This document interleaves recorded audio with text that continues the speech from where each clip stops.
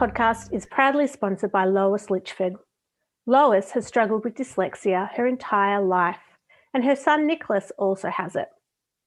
Using her dyslexia as a strength, she is now a literacy spokesperson for struggling learners who have fallen behind in the traditional classroom.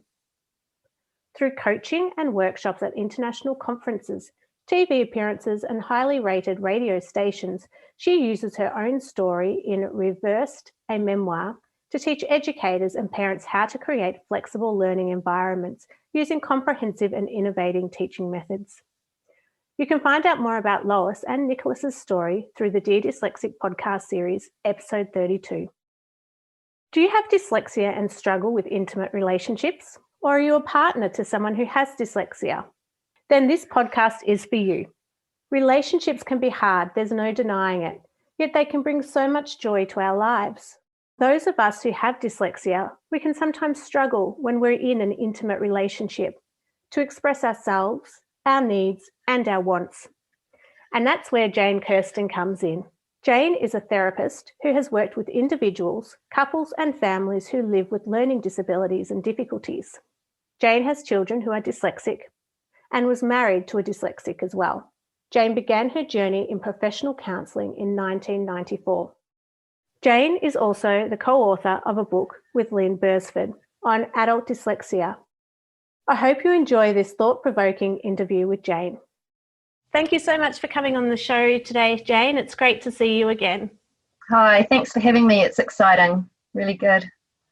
So for those of you that are listening today, Jane was on our recent Mental Health and Thriving series, and we were talking about some of the challenges that dyslexic people can have in intimate relationships. And so this podcast today is an extension of our conversation that we had. So Jane, for our listeners, could you just introduce yourself and give a little bit of a background for those who missed out on the live video?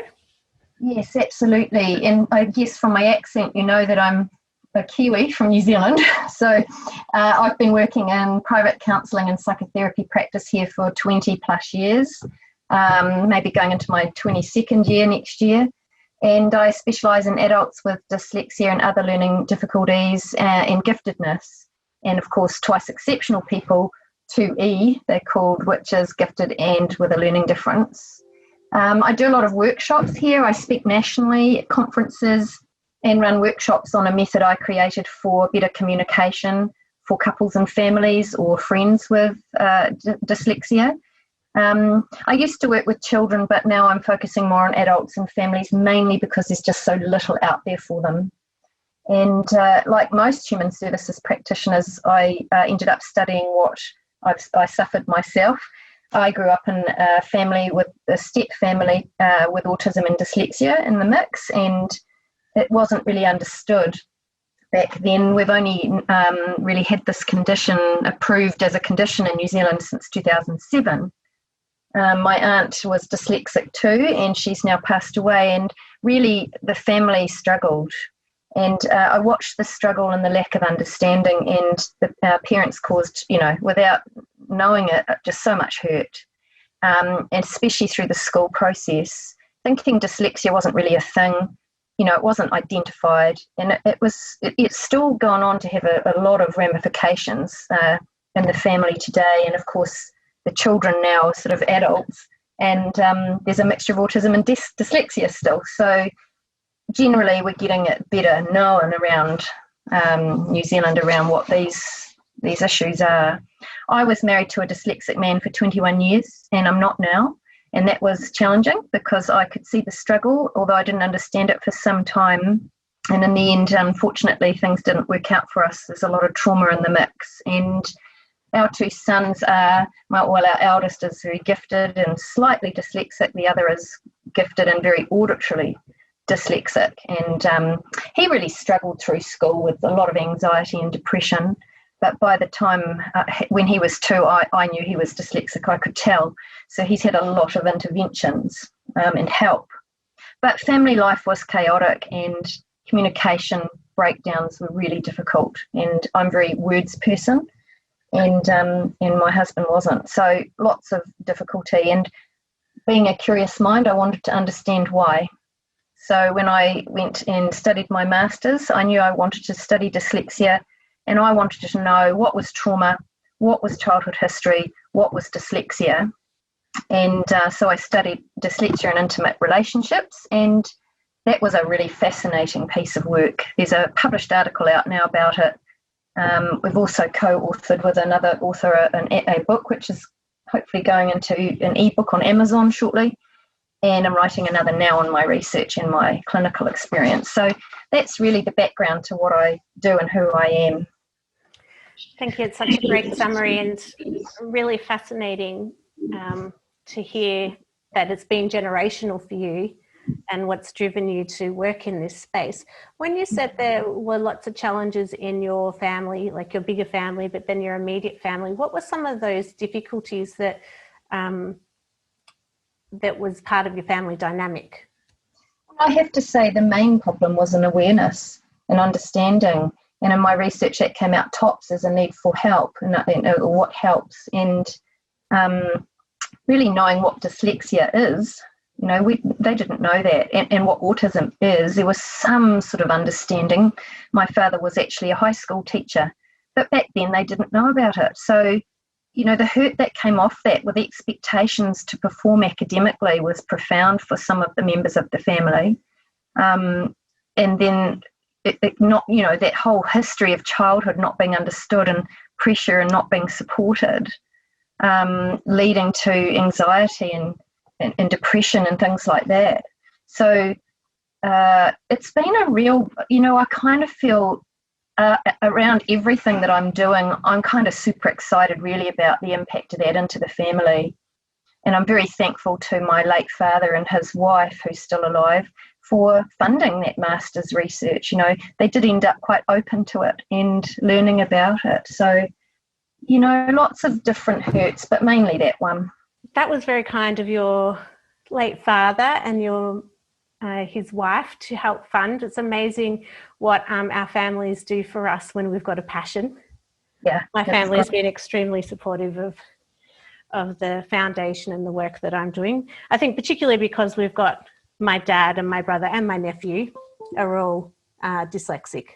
Yeah, so much needs it. And that support needs to happen right across the lifespan, so the researchers are finding. And, not just with children in school. So why do you think that's been, that the focus has just been in school and intervention, and it's only, in the last, would you say 20 or 10 years that there's been more work around supporting adults? Yeah, I just think that it predominated in the field because of neuroscience researchers who were mainly looking at reading and writing and things like that. And we now know that actually dyslexia affects so much more than that. So I guess because it's seen as a language educational issue, there's been so many myths around it that's been where the focus has been. And in many ways, good, because we really do need the right interventions and help, like structured literacy, etc. And the science of reading, to help the children. If we can get more help when they're children and then they suffer less shame, then less shame as an adult. So, not against it, but we do need to listen to our adults who haven't been identified or haven't had the right support, which is, that's the gap. That's what we're needing to research and look at and help. So what are some of the common themes that you see coming through your clinic when you've got a dyslexic person and a non-dyslexic person in a relationship? Well, what's really been great, and I did a robust piece of research for my master's, is that the clinical experience, or the people that are coming through, are saying exactly the same thing, and they're struggling with exactly the same thing as my findings. And really, with the dyslexia side of it, it's staying like that. Like I feel like the findings did say what we're finding, and that's across the board. So I'm excited about that. And so, I can go into that tonight with you if you'd like. Yeah, that would be great, because as we've spoken about offline, there really hasn't been any discussions that I'm aware of in Australia around intimate relationships and dyslexia. So it'll be fantastic to hear what you've found. Yeah, no, it is exciting. So just, back to what we were saying before, dyslexia is not a reading, writing, not just a reading, writing, spelling, maths, numbers difficulty, or even, I could expand on that. It affects so many different areas of functioning. And dyslexia basically means not language. So dyslexia means not language. So it's to do with a language difficulty or difference, which we're now saying more widely. And it's sort of like an easy way, I suppose, one way of describing it is it's an issue with the sequencing of letters and words and sentences. But we know through cognitive assessments now that it affects working memory and processing speed, which usually someone with dyslexia is quite low in those proficiencies, we call them, and yet they have a very, very high other abilities. So it's important to know that. And so if we're looking at working memory, well, that's going to affect memory within the household. If we're looking at processing speed and it's lower than some others, that's going to affect communication. And just to sort of talk about couples for a minute, because, I remember sitting in a peer supervision group with this woman who was a very high couples practitioner, high up over here, and she said, all couples struggle with that, as I was describing my work with dyslexics. And I said, yes, but, so she's right. All couples have issues with communication, emotional regulation, getting nowhere in an argument, having different temperaments, issues there, or histories that collide. I always say that intimate relationship is like a stage upon which we act out our childhood hurts. And it's a phenomenon, but it's actually true of every couple I've worked with. But you see, that's normal for all couples. But when there's dyslexia in the mix, it's much harder. And so, yes, dyslexic couples or couples living with dyslexia will have similar issues, but dealing with them is much harder because dyslexic individuals are much more vulnerable and their environment will maximise or minimise that vulnerability. And so we have to understand what is it about the dyslexia that's causing some things that make it much harder.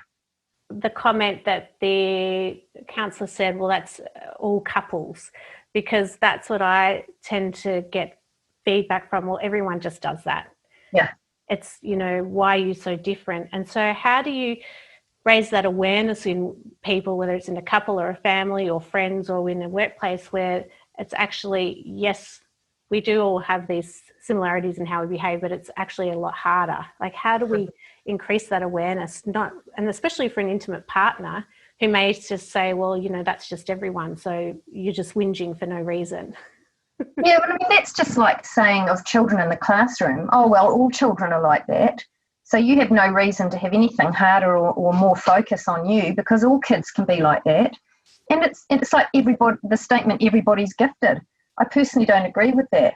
We can measure giftedness. So, no, it's not. So I tend to just get in and dialogue about it and say, well, actually it's not. And here's the things that are sitting in behind it that make that much harder. Yeah. I think that's probably the easiest way to answer your question.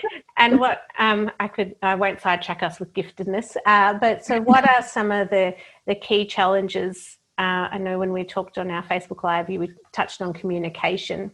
Yes. Last week. So what are the key challenges that people with dyslexia struggle with when they're in that an intimate relationship? Yeah, so in my research, and I like coming back to evidence-based research because it's centred in the scientific, it's had its peer review. So I'll kind of talk about it as my research, which might be helpful to listeners. But the first thing I found was that dyslexia impacted communication, and it impacted it in the following ways. So, and this is specifically straight off the findings. Difficulty with accessing words. So this is the dyslexic partner's struggle. Accessing words. So this is around vocabulary and getting that word in the brain and getting the right word, if you like, for what they're trying to say. It affected ordering words, so putting the words together to make sense. It affected speed of communicating, which the dyslexic person often takes longer. And the other person sort of moved on. It's like husband, wife, Shae, sitting on the couch, and she's been busy going, la, la, la, la, la, you know, because women have monologue a lot more words a day than men, and la, la, la, la, la, and she's talking away, and he's intensely listening, trying to keep up. And then she asks him a question, and he's sitting there sort of looking at her, and all this period of time goes by, and she's like, well, come on, answer me. And he's about to answer her, but he's still getting the words together in his mind. Or it could be, and this is not gender specific, you know, and she's frustrated, she's moved on, he's still trying to explain where his thinking's at, and that breaks communication. Information processing, information being discussed. So like, let's say a couple's they have friends over for dinner, and this is common, and I hear this is common, and sitting around the table, 5 or 6 friends, they're all talking about a topic, and the dyslexic person sitting at the table trying to keep up with the information coming in, it's new to them, and they don't say anything, they're just sort of quiet, and then the talking goes on into a different subject, and suddenly the person with dyslexia has gone, and they've got their words to say, and they interject and say their thoughts, but the other group's gone on, and then they're looking at them funny, and they feel so, that's where you have these shame triggers. And in the end, it's not uncommon for someone with dyslexia to just go quiet and shut down and not really connect in. Have you noticed that they'll change the topic to something they know? Yep, they do, because that's the randomly change the topic. Yeah, because that's the information that's in their head, and that makes sense. And it's very hard to take in incoming information at the speed. I mean, we could get into neuroscience here, but at the speed that it's coming. So that actually is a real point with something I call talking act, which I'll come to in a minute. But one of the other things that it affects is clarity around arguments, like in remembering what happened in the argument. So you tend to get circular arguments, and the dyslexia, everybody can have that, but the dyslexic side of it is not remembering and going back round a topic, trying to recall, you know, and then the partner's bringing it back in, and they're trying to recall and they can't recall, and it ends up arguing about the same thing and the same thing. So that came out in the research, and all of this disrupts the flow of communication. And partners often think their dyslexic partner isn't listening. I actually think they're really working hard to listen. I observe that in the counselling room. It's just that they're taking stuff in a lot more slowly, and I'm generalising here, every dyslexic's different. Another thing that happens within the communication is saying something that they didn't mean, and that's often to do with phonological processing. Like one of my couples, I was staying there for the weekend and observing them, which was a real treat because they weren't in the city I live in, and they were in the kitchen, and he said they were cooking, and I was watching, and he said, "Could you please pass me that potato?"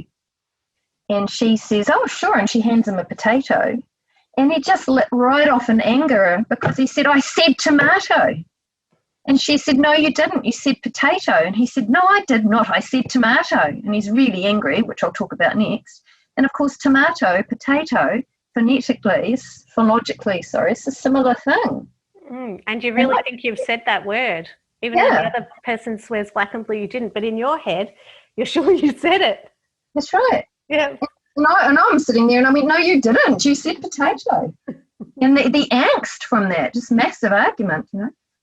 The other thing is perceptions, again linked to that, believing you said something you didn't, or believing you actually said something when you didn't actually say something. And these all affected my couples. And body language for a visual dyslexic can be difficult. You know, that's one of the main forms of communication is body language, and a visual dyslexic may not notice their partner is getting upset or getting angry or struggling with something. I think one of the other things that the findings was it was difficult for the dyslexic participants to check things out with their partner because actually communicating and finding words was hard. And they often connected through their body, so through touch or sex or doing things for their partner because communicating with words is hard. And then finally, the talking act. It was interesting. I went to a PhD student's art project with on dyslexia. It was fascinating, absolutely amazing. I was there for ages just looking at all the work that she had participants do. And she said she was dyslexic. And I said, oh, I'm really keen to talk to you about my research. And she was just talking at me about everything that she had going on, but there just wasn't the pause for me to speak to her. And of course that could be just anything, but I have seen that regularly, and with my dyslexic friends, this tendency to share the information without necessarily taking it back in. So, these were the findings from the communication side. And if we're not communicating effectively, we end up lonely, we end up isolated, and we're not wired for that. We're wired for connection. So communication is a major part of what happens with from dyslexia in couples. Mm. And so, did you want to talk about your other findings first, or I'm interested to know what are some of the strategies that help in improving our communication? The main thing for couples specifically is slow down. To slow down, if you're dyslexic, give yourself more time and be okay to say, hey, I'm dyslexic, I need more time. It's that part of disclosing it, isn't it? And we could talk about shame at some point maybe, but to give yourself more time, and it's absolutely okay that you are dyslexic and you need time. And for partners, give your dyslexic partner more time, so less words as well. That's a good strategy for just generally in life, isn't it? Absolutely. More time, because really I have a dyslexic client in my room on the seat, and I'll ask, because I do a lot of work with trying to name feelings, which we'll talk about next in a minute, and they they go, I don't know. And I say, no, you do, just slow it right down and take your time. And sure they get there. They figure it out and they get there. The next one is externalizing. I call it externalizing. Dyslexic people often have high verbal skills. Not everybody, but many do. And it really helps to repeat back what you've heard somebody say. So I'm hearing you say that you want me to put the rubbish out tonight. Yes, darling, she says, or he says. Okay, I'm going to put the rubbish out tonight. And just hearing yourself say it back helps your brain take that in. I think checking it out. So check out what you've heard the person say. So did you hear me say potato? What did you hear me say? And be brave enough to check it out and not assume people understand. Ask if people understand. Do you understand what I've said? I like Brené Brown's little strategy where she says, use the story I'm making up is. So the story I'm making up is that you're not talking to me right now because you're angry with me. I'm not angry with you, I'm just thinking. Or I'm being quiet. Okay. And it just takes the antagonism out of it. The other thing I think around externalizing is use your body. So if we ever get time, I'll tell you a little story about a shame story that I went through where I used my body to express myself. But it's about, walk around, act it out, be an actress or an actor to explain what you're thinking. And I think that's two strategies. Another one, partially it's externalizing, is use paper. And Post-it notes are the best things. My clients love them. Some people have them all over their car, all over their walls, all over their bedroom door, in the bathroom, on the mirror, in the background. And it works. It works for remembering things, and it works for what, even noting what you want to say, and writing it down, obviously, or draw it down. Drawing it down. So I've created a method for communication, to better communication, called drawing talk, which I won't go into now, but it is about drawing on paper to express using pictures what the dyslexic person is trying to say. It helps them be understood, and it slows their partner who's not dyslexic down so they don't rush ahead. So that's sort of some strategies for you. I'm going to practice some of those. Great. It's not all about me, everyone. It's not all about me. No, that's right. How do we work as a partner? as partners, isn't it? Mm. And so what were, there were 4 areas that your research found? Yeah, so the next area, and I was excited about this because not a lot of research linked dyslexia to executive functioning. It certainly did with ADHD, but my participants were all not psychologically tested, cognitively assessed for having dyslexia in a diagnostic test, and ruled out other things like ADHD. And I found that executive functioning was affected by dyslexia in relationships. And so it can affect ordering, planning, sequencing, timekeeping, certainly housework. Some dyslexic people leave piles on the floor in the house and just move them around. They sort of know where their things are, but they pile them. Or have a floor drobe, which partners often get the dyslexic sleeping away from the door so that the clothes are on that side of the bed that nobody can see on the floor. Things like emptying the dishwasher and putting cups and plate drawers, or, you know, pots and cupboards and things like that was common. Even emptying putting laundry in the laundry basket seemed to be difficult for some people.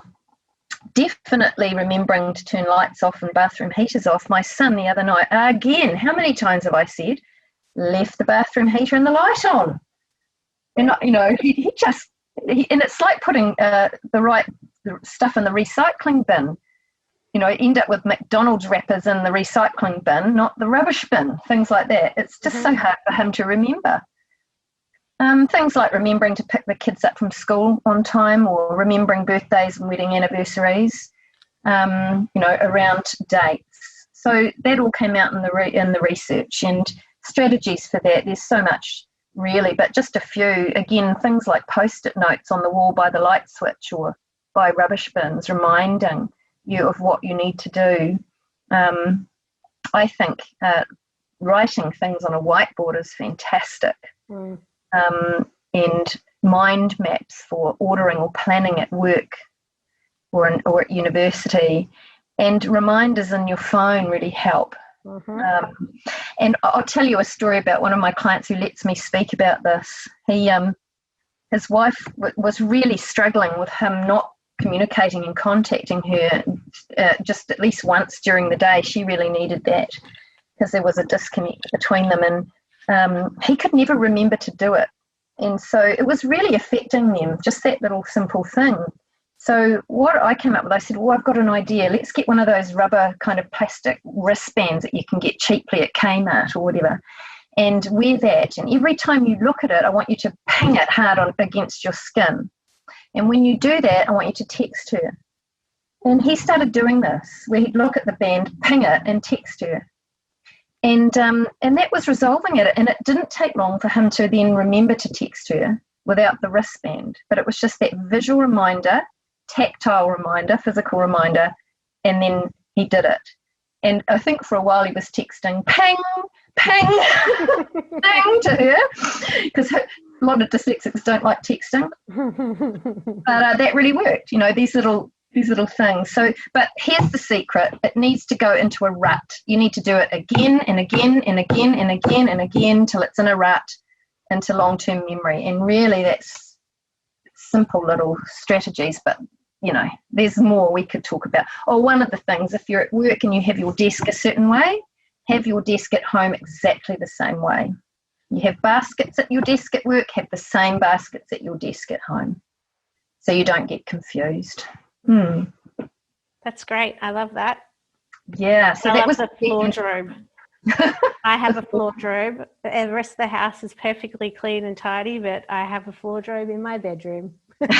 And I'm not ashamed to say it. That's awesome. At least you know where the stuff is. I'm going to use that in a quote when we put your podcast out around floor drobes.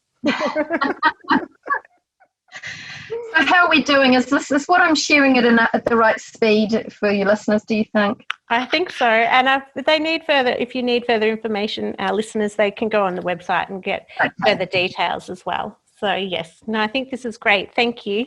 I think the last finding is one of the most important ones, and that is all my participants said, when I asked the question, what is the most difficult thing for you as a couple? I was flabbergasted. I thought they'd say communication, because dyslexia being a language thing, and they didn't. They all said it was the emotional side. And I started really listening very, very closely then. Not that I wasn't, but even closer to this. And I'm quite passionate about this, because when we're talking about dyslexia being a thing for couples different to other couples, the emotional side is much harder. So here's the point, is that emotions are not words, right? They're in the body. And all of us can struggle with emotional vulnerability. Brené Brown's work is phenomenal on this. If anyone's interested in getting some of her audio books or books. And many of us live in cultures that don't encourage emotional openness or talking about our feelings. I'm surprised at how many people say, I wish I'd learnt this in school, in the therapy room. But dyslexic people have the added difficulty of finding it hard to identify what they're feeling, to name what they're feeling, to put the words to it, to calm their feelings, and then express them.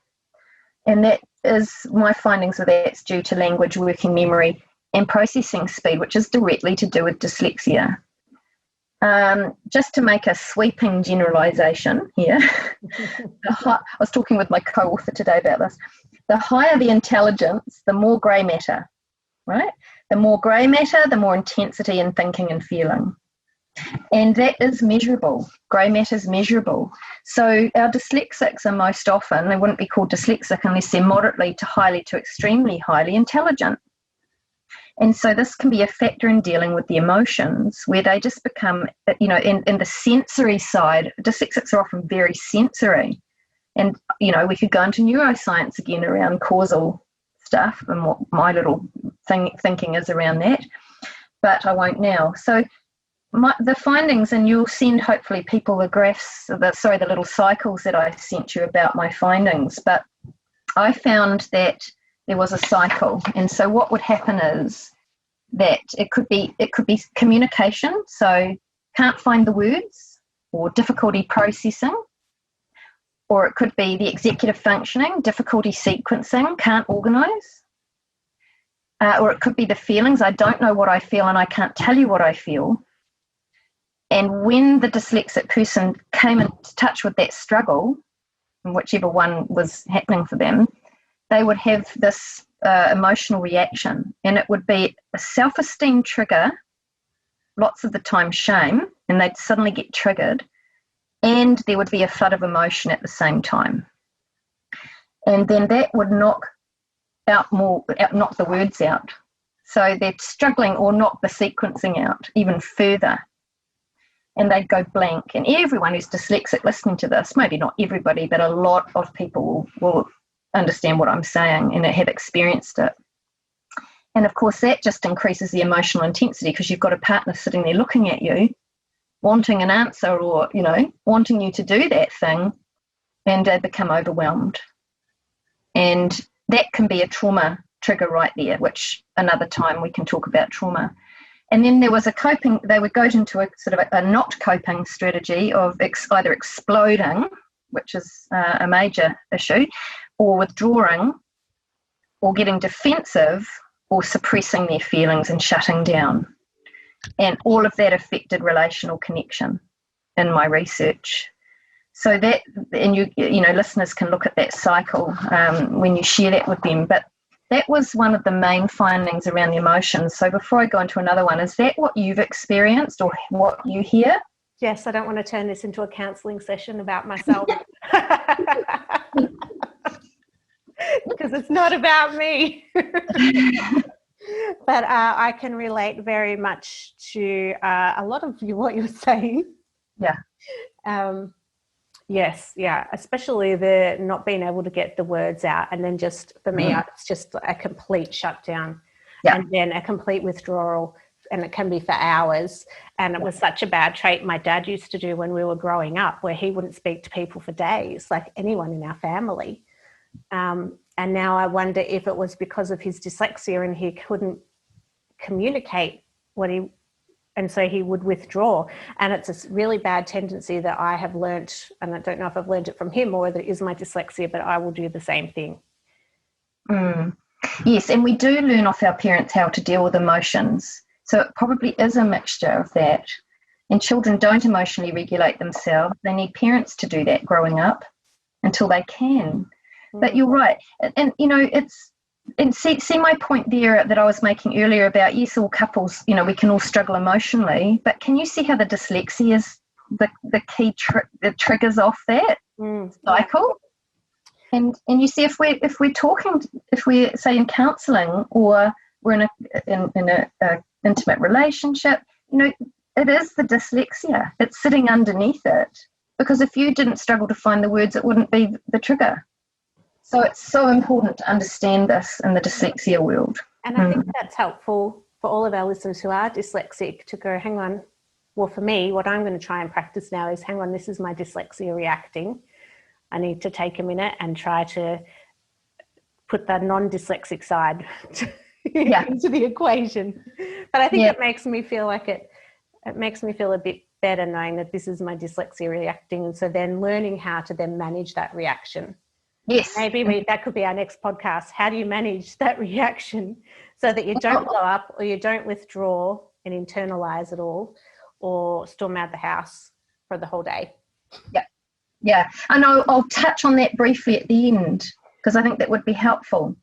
I think there's something else I want to share around the emotions too, because some listeners will be going, well, I don't feel like that. Not around the self-esteem. I've got a good self-esteem. And I got thinking about this and did I think it's called an adjunct study off to the side, where I sent like some questionnaires around the country asking for feedback concerning the intensity of emotions, and I got a good response, whether the dyslexic people actually felt anger or sadness as intensely as excitement and joy. And I asked a lot of other questions as well. And and did they have a low self-esteem? Did they think that? And then their partners also added that in just to check that they were in touch with what they were really meaning. And it came back saying that they did generally feel the same level of intensity. And so that made me realise that it's not just self-esteem in the cycle that affects some of this response, because some people were saying they had a massive emotional response and shut down under pressure, like my cycle says, but they had a good self-esteem. So then I produced the other cycle, which I've sent to you, that you can pass on, and that starts with the person getting in touch with the difficulty, like the other cycle, you know, where they actually can't name something or can't get the word or can't sequence or something like that. And actually, they just go under pressure and overload from trying to get the word out. And it's not necessarily a self-esteem thing. They're overloaded, and the overloading brings an overwhelm. And the overwhelm is a flood of emotion. And then we have the same thing, going blank, can't process, that increases emotional intensity, going into a not coping strategy of exploding, withdrawing, defensive or suppressing of feelings, and then that affects relational connection. And I think those two emotional findings are really important and distinct. Yeah. Well, it makes me feel a bit better, and it helps explain my dad. I think after reading one of your research papers, it helped explain a bit more about my dad growing up. But having this conversation helps me understand, you know, those long drawn out days of withdrawal, why that might have been. And it was always a trait I really didn't want to take into relationships as an adult. But and maybe partly it is because of my dyslexia and I don't know how to respond. And I'm always very open with my listeners in that I've had therapy for a very long time,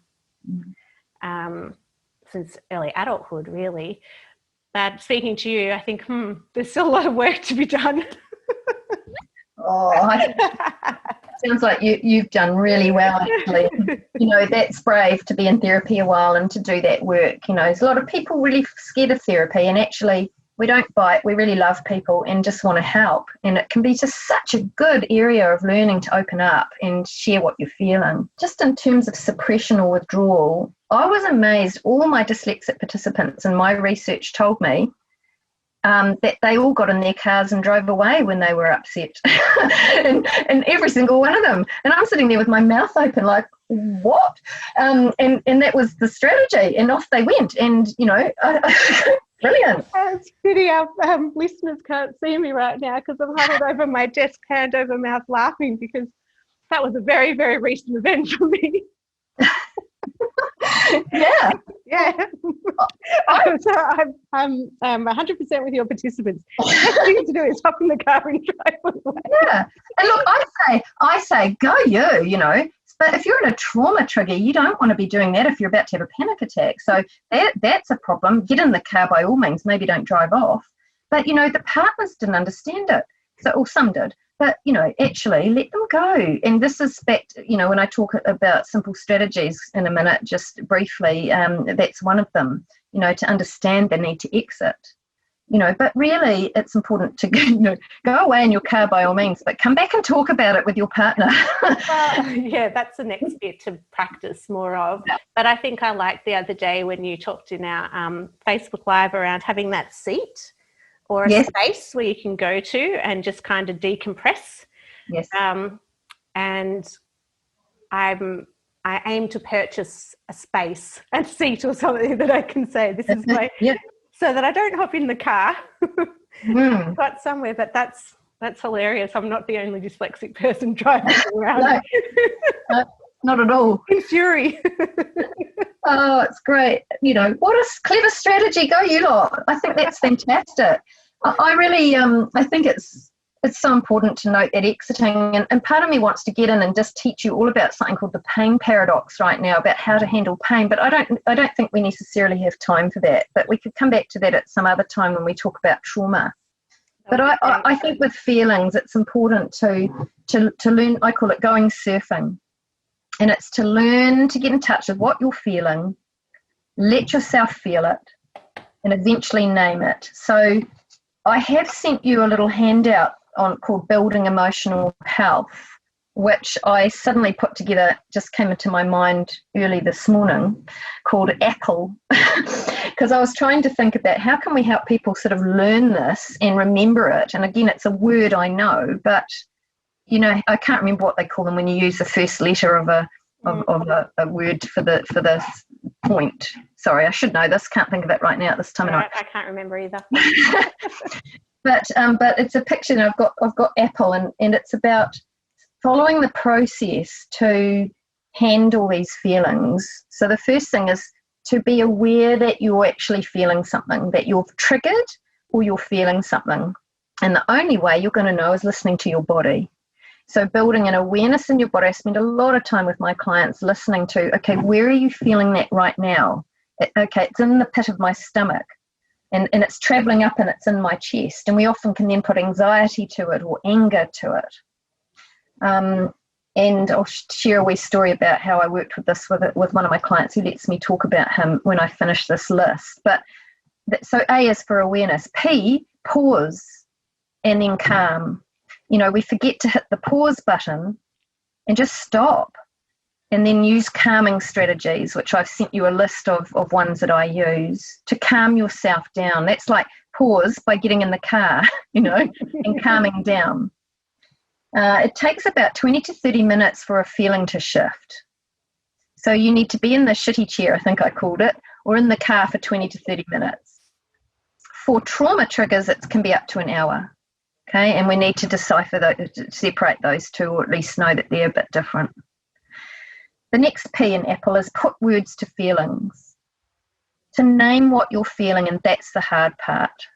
So I've sent you the feelings wheel. I went and tried to find the author of it, and there's all these different people saying it's all these different authors. So I gave up, and I can't reference it. However, it's a very helpful tool around trying to figure out what feeling it is and put it to the feeling in your body. L is to link it then. Once you're calmed down, where is this coming from? Oh, it's my inner child who's really enraged because my partner didn't validate what I needed, and I'm peed off and I'm off and I'm angry.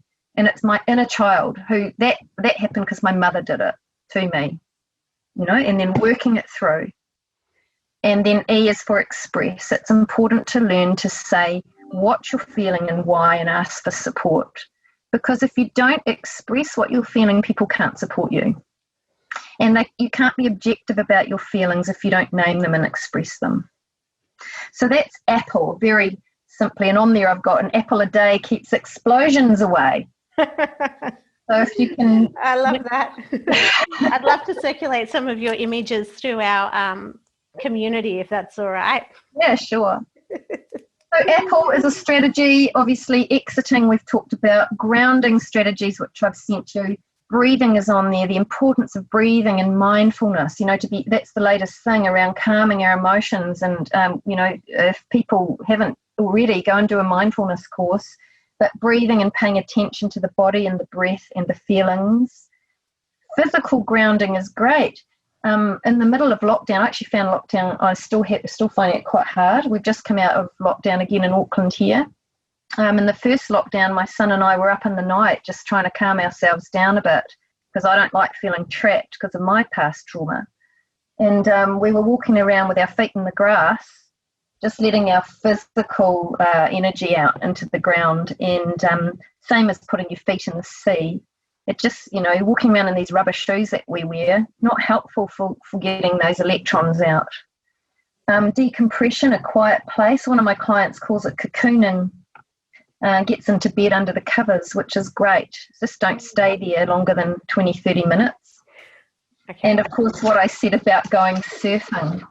So we could talk more about that. But here's a little story about my client who was explaining, we were working to try and isolate how he was feeling in his body because he was actually violent to his wife and children, and he would just explode and throw things. He's a gifted dyslexic man.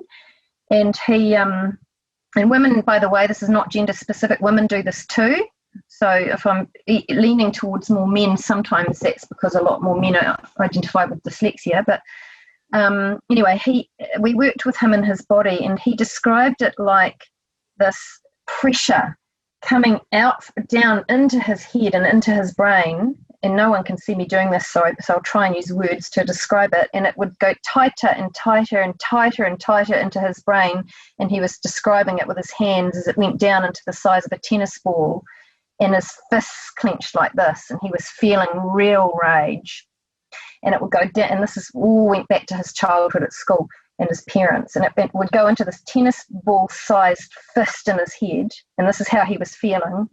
And then it would just suddenly just go boom and explode. And he could picture all the bits just bursting out of this ball and explosion.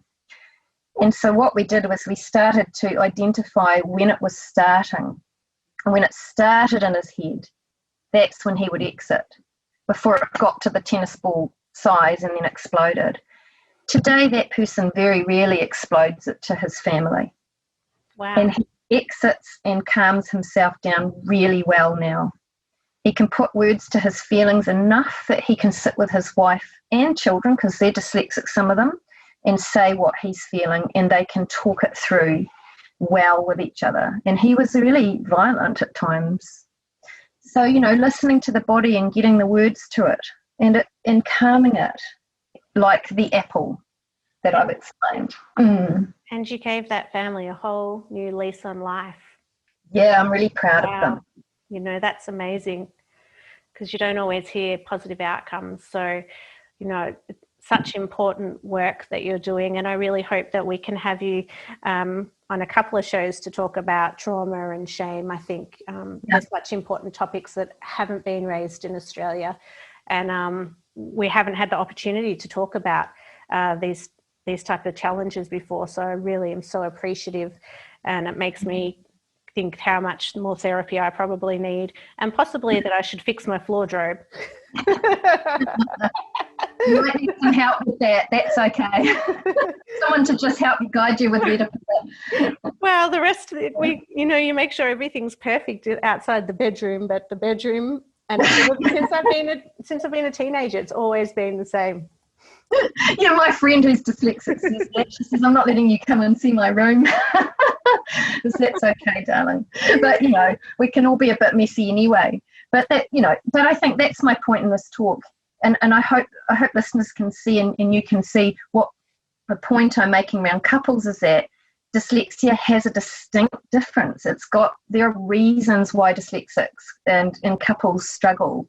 And it isn't just normal couple stuff. Yes, it can lead to normal couple stuff, but there's other things going on, and we need to understand that to help them. Yeah. Well, I think this has been a fantastic introduction to this topic, and I really look forward to us being able to do some further work around this. So thank you so much for coming on the show. I really, really appreciate your time today, Jane, and for your time last week as well in helping us start to grow our Mental Health and Thriving series. So thank you so much again. Thanks for having me, Shae. It's just such a delight to come in and talk. Thank you. Thank you. Stay well in New Zealand, and we look forward to speaking to you soon. Thanks. You too. Stay well in Melbourne. Thinking of you. To find out more about Jane and all her wonderful work, head to deardyslexic.com. You can also find additional resources on dyslexia and relationships and dyslexia and mental health through our Mental Health and Thriving series and on our resource page. If you haven't done so already, make sure you've signed up to our mailing list so you can keep up to date with everything we're doing at the Foundation. Sign up at deardyslexic.com. And don't forget, if there is anything at all you've heard today that was distressing, you can contact the Dear Dyslexic Foundation's helpline on 1-800-589-667 or Beyond Blue on 1300 22 4636. And there's also Lifeline that you can contact on 13 11 14. Thanks for listening, and bye for now.